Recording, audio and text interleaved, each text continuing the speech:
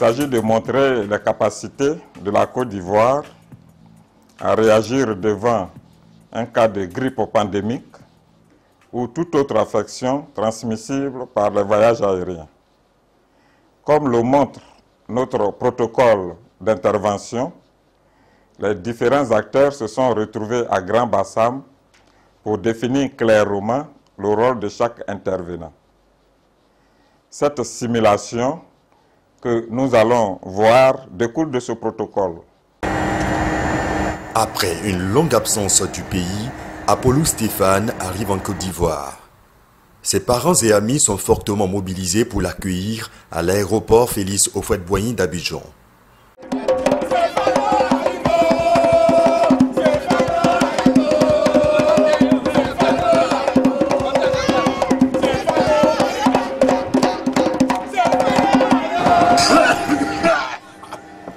Mais celui que tout le monde attend présente pendant le vol des signes faisant penser à la grippe pandémique. Informé par les hôtesses, le commandant de bord alerte le bureau de piste qui à son tour informe le médecin de l'autorité nationale de l'aviation civile, ANAC. D'environ 30 ans qui présente un cas suspect de maladie transmissible. Allô, bonjour, c'est la SECNA, bureau de piste. C'est le médecin de l'ANAC. Oui, le bureau de piste. Je vous appelle pour signaler un cas de maladie à bord d'un aéronef en provenance des États-Unis. Et il vient directement à Abidjan. Ok, je vais informer tous les intervenants pour qu'on se retrouve à l'aéroport dans 30 minutes au centre des opérations d'urgence pour les nécessaires à faire. On garde le contact. Dès qu'il y a quelque chose, vous me faites signe. On va vous informer de la suite des événements. Il met en branle tout le dispositif nécessaire, tant sur le plan sanitaire que sécuritaire, pour la prise en charge du cas suspect et des sujets contacts en collaboration avec les structures aéronautiques et aéroportuaires ainsi que les autorités chargées de la surveillance épidémiologique. Oui, c'est le SAMU. Bon, on vient d'avoir un appel de bureau de piste. Nous signalons un cas de maladie à bord d'un aéronef qui va atterrir dans 1 heure de temps. Donc, je vous demande de faire mouvement sur l'aéroport. Oui, c'est l'Institut national d'hygiène publique. Oui, c'est Aéria. Sodexam, oui, on voudrait vous signaler que Dr Savané, d'accord, ok. Il y a un cas de maladie à bord d'un aéronef en provenance des États-Unis qui va atterrir dans 1 heure de temps. Donc on se retrouve au CDU pour le nécessaire à faire. Le centre directeur des opérations d'urgence CDU est très vite pris d'assaut par les différents intervenants. Après s'être accordé, le signal est donné pour l'intervention. Alors le bureau de piste, c'est le docteur Tano à la cellule de crise. On vient de finir notre briefing avec tous les intervenants qui sont partis à leur poste. Maintenant, vous allez passer ce message au commandant de bord pour lui dire que dès que l'avion est stationné au coin isolé et sécurisé, qu'il nous donne le signal pour qu'on puisse dire à l'équipe d'intervention de monter à bord et essayer de faire le travail de conditionnement du cas suspect et des sujets contacts. Ok, bien reçu. C'est la SECNA, bureau de piste. C'est le médecin de l'ANAC. Ok, les gens peuvent monter à bord. Ok, merci. On va leur transmettre le message. C'est le SAMU et MED6. Ok, vous pouvez monter à bord pour faire effectuer le travail. Voilà, le signal est donné. Merci, allez-y. En tenue de protection, les différentes équipes se disposent sur l'espace aménagé et isolé sur le tarmac. C'est maintenant ils ont des points.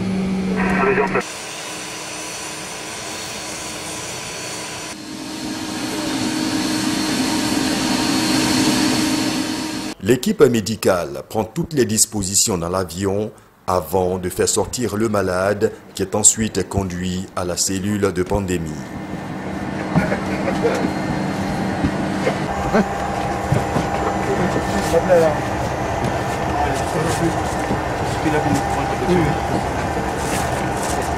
On va les faire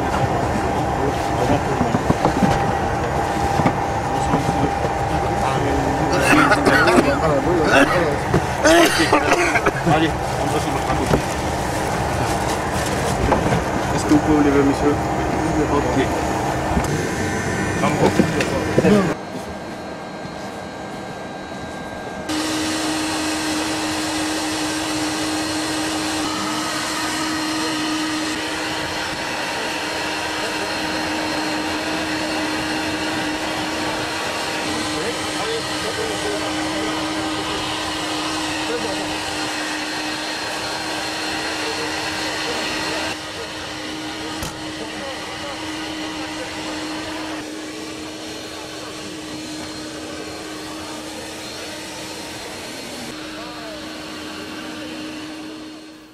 Après un moment d'observation, il est évacué au service des maladies infectieuses et tropicales du CHU de Treichville par le service d'aide médicale d'urgence SAMU.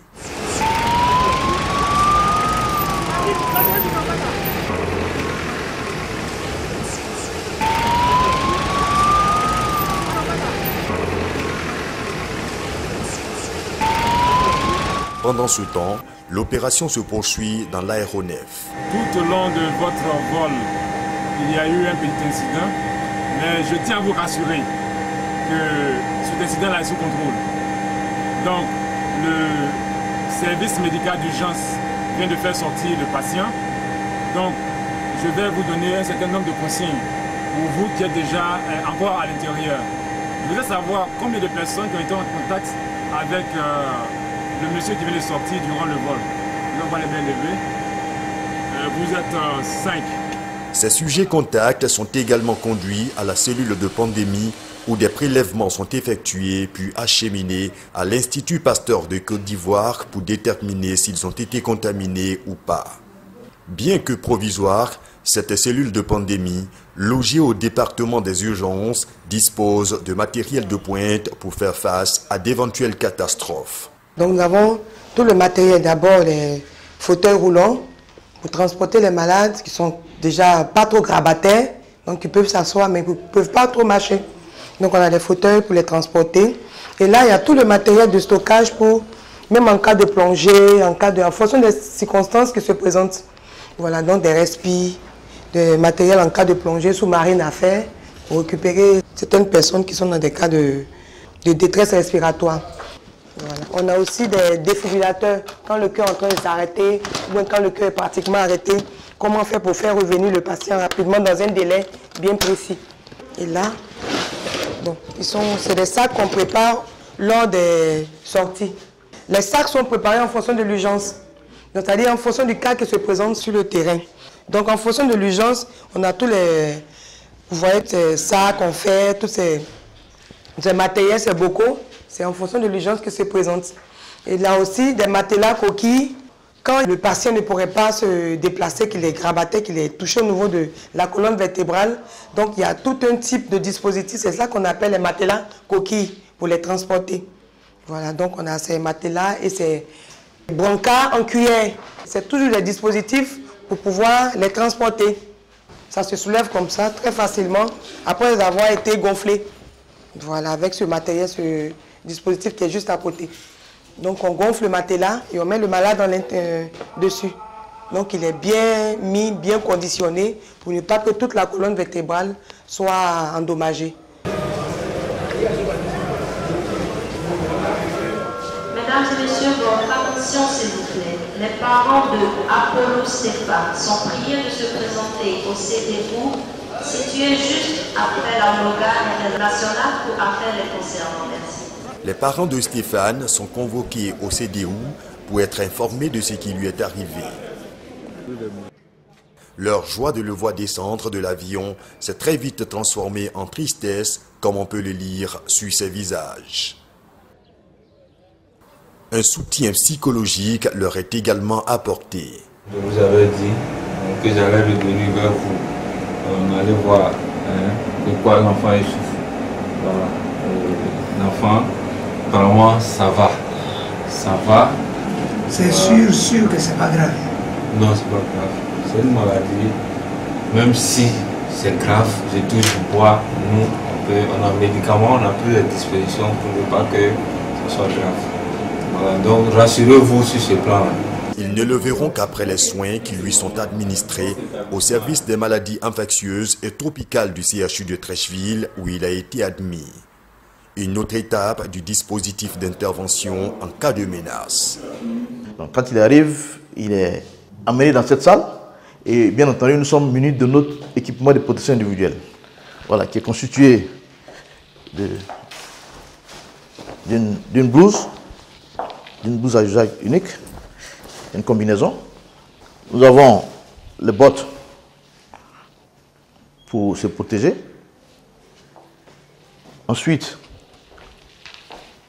nous avons des masques de protection, comme ça. en vue d'éviter le contact avec la sécrétion que le malade va émettre. Et puis, nous sommes munis d'une bavette, voilà, pour éviter la transmission des germes par voie respiratoire. C'est dans ce dispositif qu'on reçoit les patients. Alors, il arrive, il est transporté jusque-là dans un lit qui est mobilisable et on va l'interroger pour savoir son identité, sa région d'origine, le lieu de provenance. Et on va l'interroger pour savoir quels sont les éléments avec lesquels il a été en contact dans les 7 jours précédant la survenue des symptômes. On va l'interroger pour savoir s'il est porteur de certaines pathologies. Après l'avoir évalué, et vous savez que le traitement qui est administré, c'est le Tamiflu qu'on appelle le Zeltamivir. Il se présente sous forme de comprimé de 30 mg, comprimé de 75 mg. Donc, il est recommandé de presser cette molécule-là dans les 48 heures qui suivent l'apparition des symptômes. Donc, une fois qu'on a fait un bon interrogatoire, on va administrer ce traitement au patient, qui consiste à lui donner le médicament toutes les 12 heures, c'est-à-dire un comprimé le matin et un comprimé 12 heures de temps après la première prise du matin. Voilà. Et c'est un traitement qui est également prescrit pour la prophylaxie, c'est-à-dire ceux qui ont été en contact avec les patients. Contact étroit, on va leur donner ce comprimé-là à demi-dose sur 10 jours. Sur le traitement, il fait 5 jours. L'un des volets importants de cette opération consiste au traitement des objets appartenant aux voyageurs du vol où le cas suspect a été détecté. En cas de pandémie, l'aérogare national est utilisé pour traiter les carnets de vaccination, c'est le problème de la santé, le passeport, il y a le problème de la police, et les tickets bagages, ça c'est le problème de la douane. Donc où je suis arrêté, on mettra une table ici, avec des chaises, et les éléments de la santé qui seront ici seront protégés. Ils porteront des masques, des gants, etc. Et ils procéderont à leur travail qui consistera à récupérer le carnet de vaccination qui se trouve dans un sachet sécurisé pour contrôler si le malade, c'est-à-dire cas suspect, ou bien les sujets contacts, sont à jour de leur vaccination contre la fièvre jaune, qui est la seule maladie reconnue internationalement. Donc ça se traite de ce côté-là. Quand on progresse, on a fini avec la santé, on tombe sur la police. Et je suis protégé pour traiter les passeports des malades, cas suspects et sujets contacts. Et dedans, qu'est-ce qu'ils vont chercher? La provenance de ces malades pour voir s'ils viennent d'une zone de pandémie. Ils vont le noter. Si ces malades ont eu des escales un peu partout, parce qu'on voit ça par les cachets qui sont dans le passeport, ils noteront ça, ils vérifieront tout ça là, et puis valider le passeport en mettant le cachet de la Côte d'Ivoire dedans. Cette étape finie, on tombe sur la douane. Chez les douaniers, il y a un scanner qui est installé ici. Ces éléments bien protégés, on va faire circuler les bagages de ces malades-là à travers le scanner pour les traiter comme on traite à l'aérogare international. Voilà.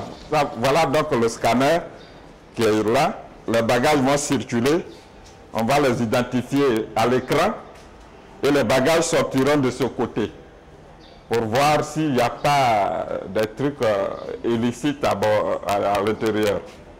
Donc c'est traité de ce côté-là. Et ça, c'est les douaniers qu'on a dégagés spécialement pour traiter ces bagages qui sont protégés, qui vont l'exercer.